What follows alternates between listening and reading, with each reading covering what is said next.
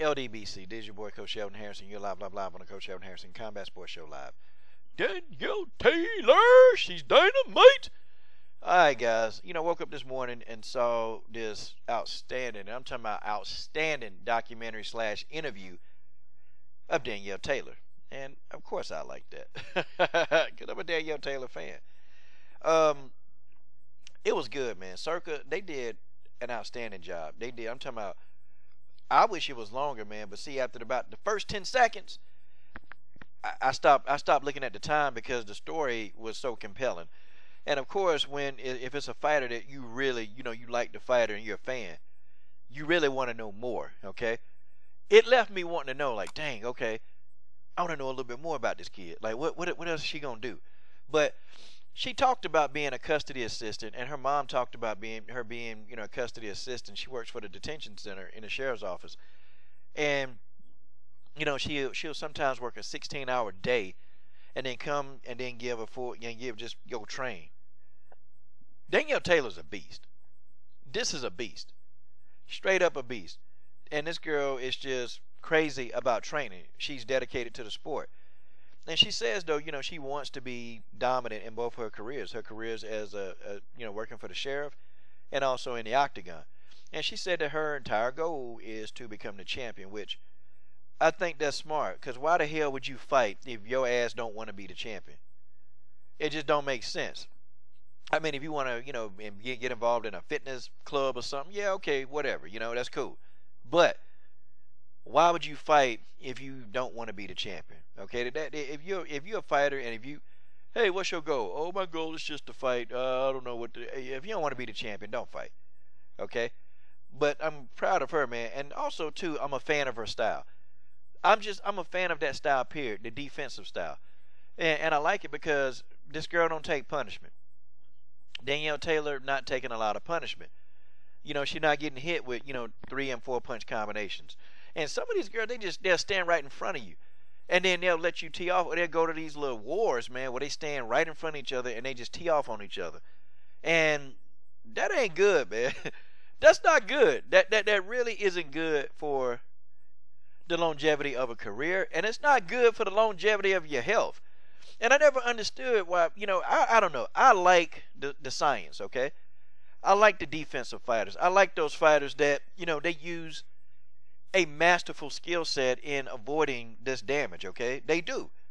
And you've got several fighters in the UFC right now that they're very good at this. Danielle Taylor is one of the fighters who I think is, she's excellent defensively.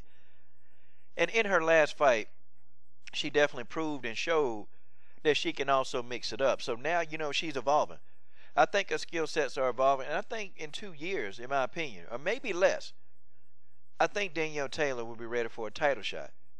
Now, it's not when she gets there, she gets to that point. It's not going to be a walk in the park. And it may not even be Joanna JJ. It could be somebody else. I'm saying, but, more than likely, the way it's going, JJ probably still going to own that title. So it's not going to be a walk in the park. I mean, Danielle Taylor does possess some of the attributes.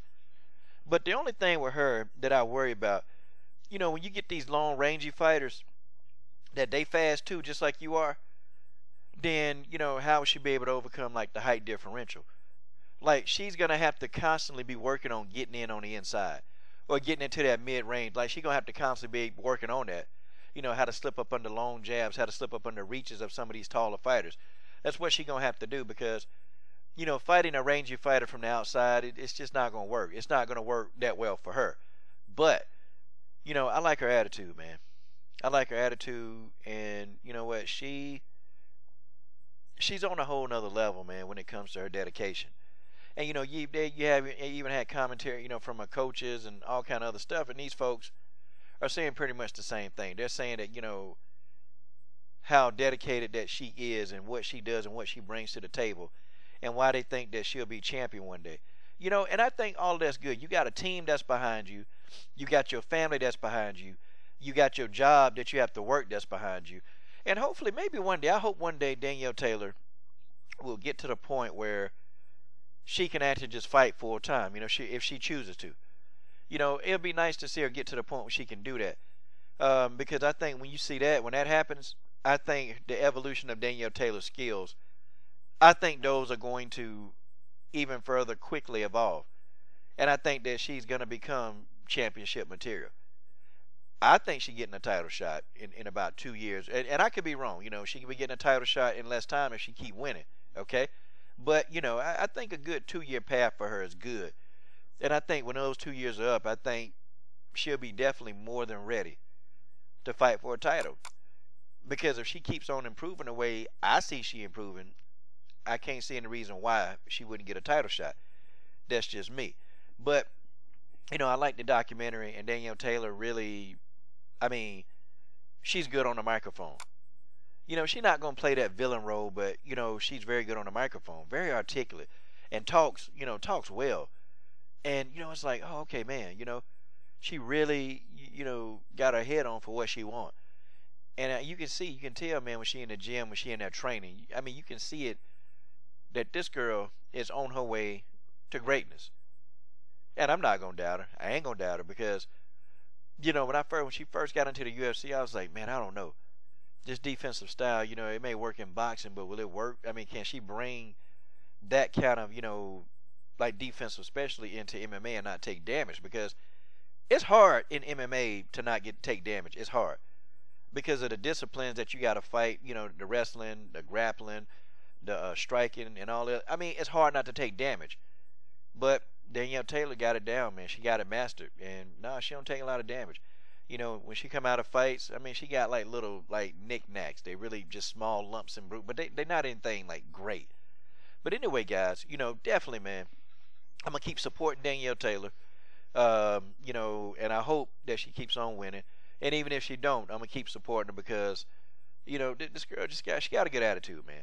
Her attitude and her personality, you just can't not like that, man. And also, she's good. And I can appreciate that. But shout out to Danielle Taylor, you know, Danielle, Dynamite Taylor.